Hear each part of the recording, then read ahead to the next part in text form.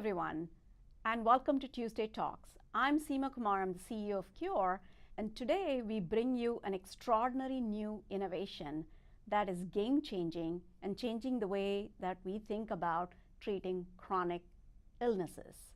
Joining me today is Dr. Kevin Tracey. He's an inventor, researcher, and president and CEO of Feinstein Institute for Biomedical Research, which is a research arm of Northwell Health. Kevin, welcome to Cure, and I'm just so blown away by your talk, and I've heard you 2 times now, and it's remarkable, this new transformational way of thinking about treating diseases, especially chronic diseases that plague us for so many people around the world.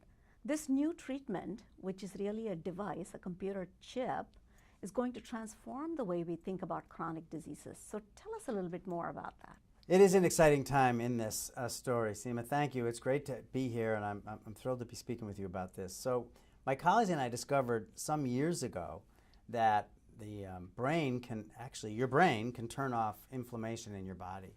And that simple concept now has led to the possibility to target this off switch, this brain to inflammation off switch, by implanting computer chips that stimulate the vagus nerve in your neck. So you have 2 vagus nerves, like 2 thumbs, one on each side, and they travel up and down the vagus nerve of your neck. And there's thousands and thousands of fibers in each of these, but my colleagues and I discovered there's a critically important group of nerve fibers in your neck that turn off inflammation, and that we could control those fibers with a computer chip. We've now done this in laboratory experiments dating back for more than 25 years, and most recently in clinical trials where driving electrical signals through the vagus nerve prevents inflammation in patients. So is this kind of a one and done kind of an approach? So you put the chip in, and then the chip actually controls the vagus nerve, so it stops the inflammation, and you're set for life. You don't have to take any drugs. Is that how it works? And does it work for everybody? Some patients are able to stop taking their other drugs and to have remission from their condition, whether the condition is rheumatoid arthritis or inflammatory bowel disease. We've seen patients whose now only treatment for those conditions is a computer chip in their neck, a nerve stimulator in their neck. Some patients don't respond, like in everything else in medicine. You see good responses to some therapies and less good or no response to the same therapy in other patients. And a third group of patients actually now have better clinical responses when they combine their drug therapies with their computer chip therapies. And I think that this is probably going to hold up as in the future. We're early in this, and we need to do many more patients, but the early results are really striking and really important. So when you say early, at what stage is it? How many patients have you tried it on? And what are the results, and is it in clinical trials now? The results are from clinical trials that were initially performed in Europe, in rheumatoid arthritis and in Crohn's disease. More recently, the latest announcement from Setpoint Medical is that a clinical trial in the U.S. in rheumatoid arthritis patients, 242, I believe, rheumatoid arthritis patients, treated in 30 different medical centers across the United States. That trial hit its primary endpoint. It is hoped that this will lead to the approval by the FDA in the coming months for using this therapy to treat patients with debilitating rheumatoid arthritis in the United States. That will be a tipping point for the story that, as I said, has a 25-year history, but where we are today could accelerate the testing of this idea in multiple sclerosis and in other inflammatory conditions. That's extraordinary. And so, and how was it to work with the FDA on this? Because this is like so it's a chip, right? And the chip is administering a drug. Is that what it is? Is it a chip? Is it a medical device and a drug combined? There's no drug in the device. The device delivers electric current to the vagus nerve. The FDA has been great to work with in this development. I'm not part of Scentbite Medical. I'm a co-founder, but I'm not at the company, so you'll have to ask the company about the specifics. But the FDA did give this program breakthrough designation, which has been a great asset to the development timeline and to the anticipated future use.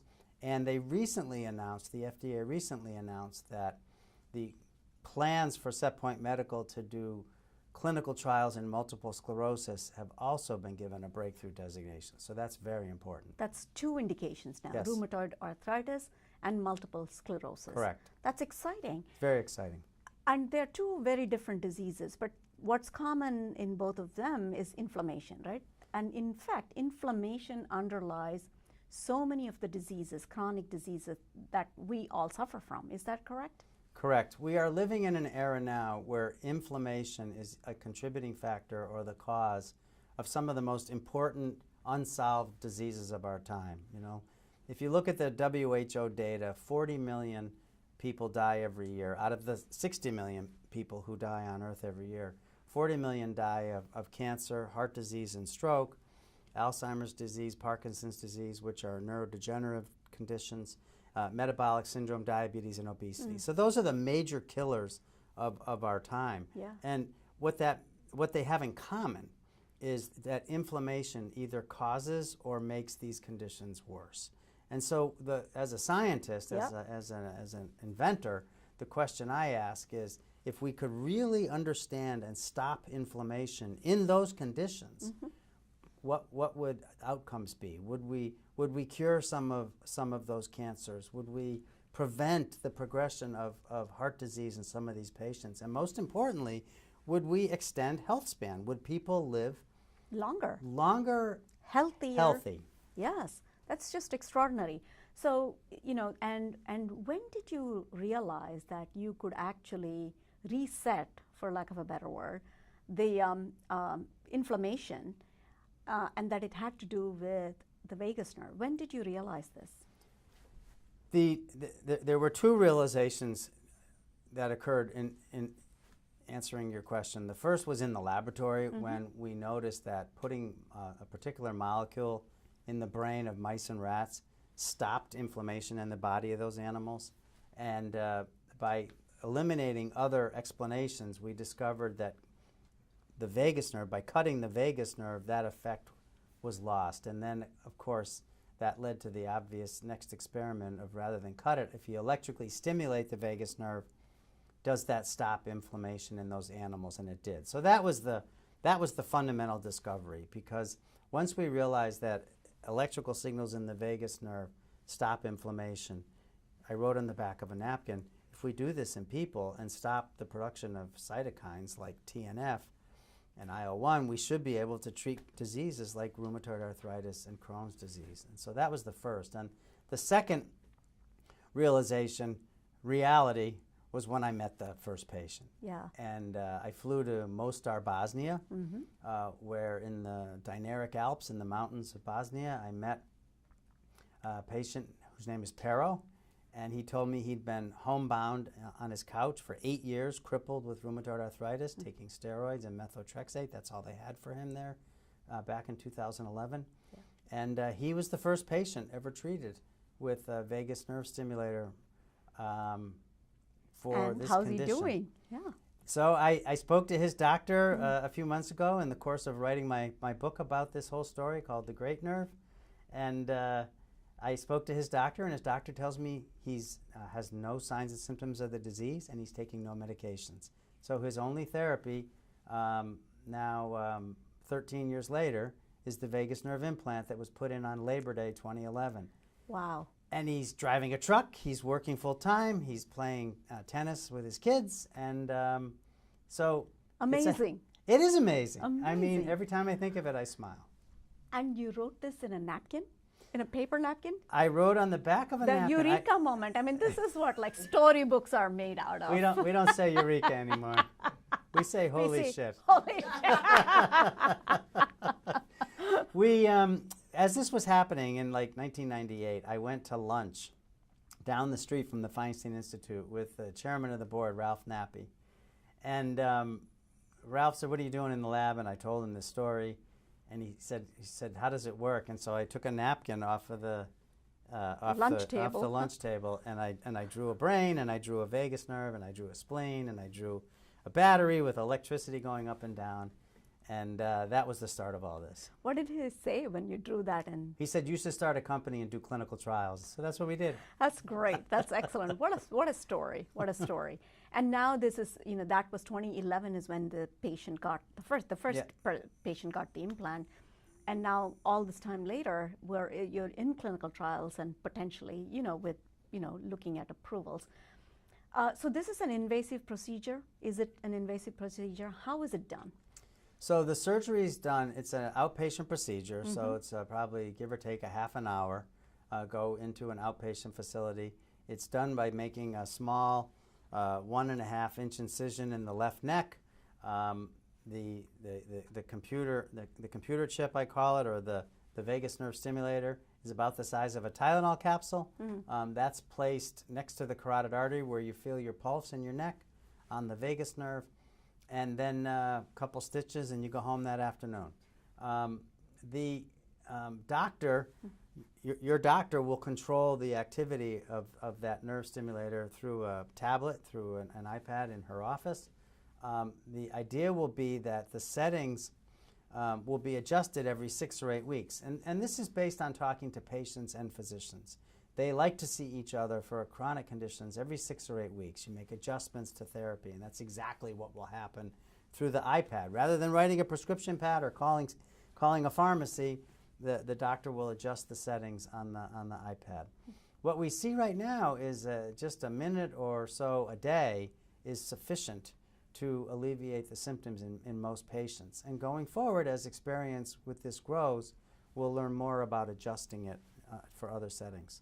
That's extraordinary. I mean, can you imagine a day when it can actually, not the iPad, but your Apple Watch or some device, a wearable device, you could actually control it yourself? Probably not through your wrist. Control the implant yourself through a wearable. Through a wearable. Yes and no. I mean, it's going to depend on the seriousness of the condition. Yeah. Right. So people with serious conditions. I mean, some of these poor patients with rheumatoid arthritis, inflammatory bowel disease, they're in and out of wheelchairs. They're in and out of the operating rooms for major surgeries. They're very sick. They spend time in hospitals and they spend time disabled.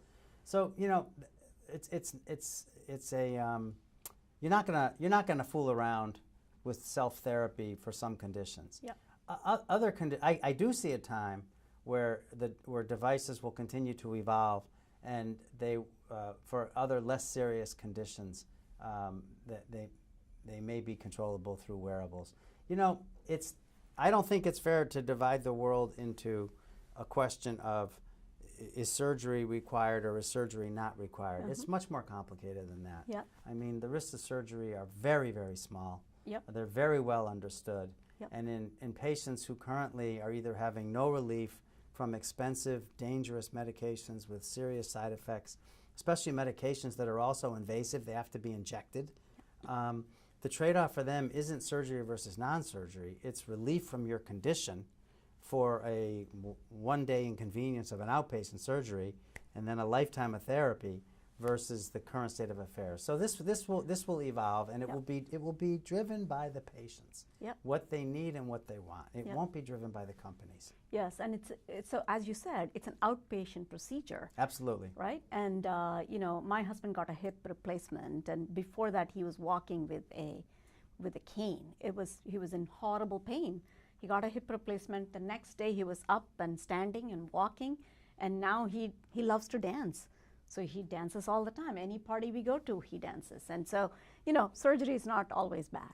Well, when you're talking about a hip replacement, which is about this big, versus this, a Tylenol capsule under the skin of your neck in 30 minutes, no comparison. No comparison, yes. But you bring up an important point, and this is, again, it's often overlooked. There are millions and millions of people walking around already on the planet Earth with implants. Yeah.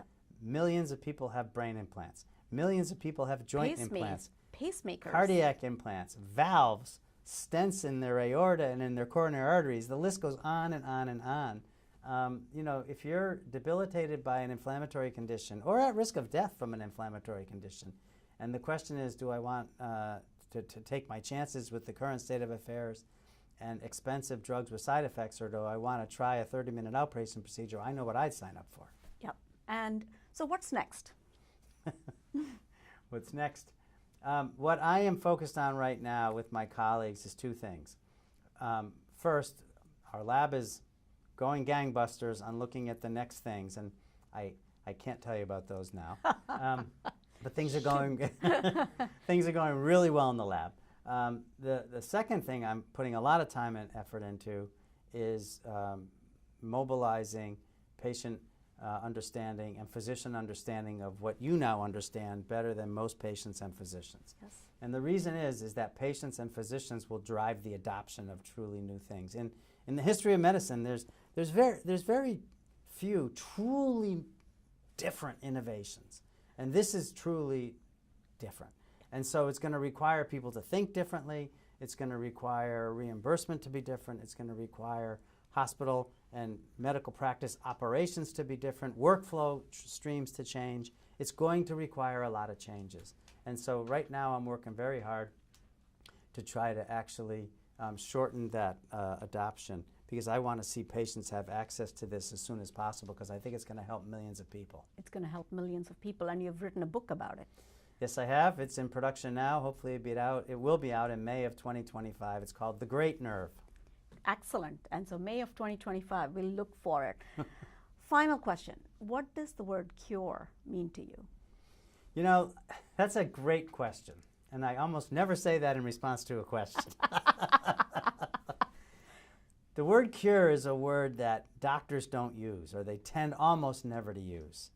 But when I see patients today who've spent, sometimes half of their adult life on powerful medications that did not alleviate their symptoms, and they're now walking around with a computer chip in their neck, taking no medications and having no symptoms and living a normal, full life, that's my new definition of cure. Extraordinary. And if a healthy patient were to use this down the road, could you extend lifespan so you can remain healthy and extend your lifespan? That's one of life. That's one of our secret lab projects. Yes, that's great. Longevity. Longevity. Longevity. That's fantastic. That's really fantastic. Well, thank you so much for joining us today, and really appreciate your taking the time. And Thank you for telling us having me. Yes, this is wonderful. It's a really pleasure wonderful. talking to you. Very, Thank you. very, very exciting.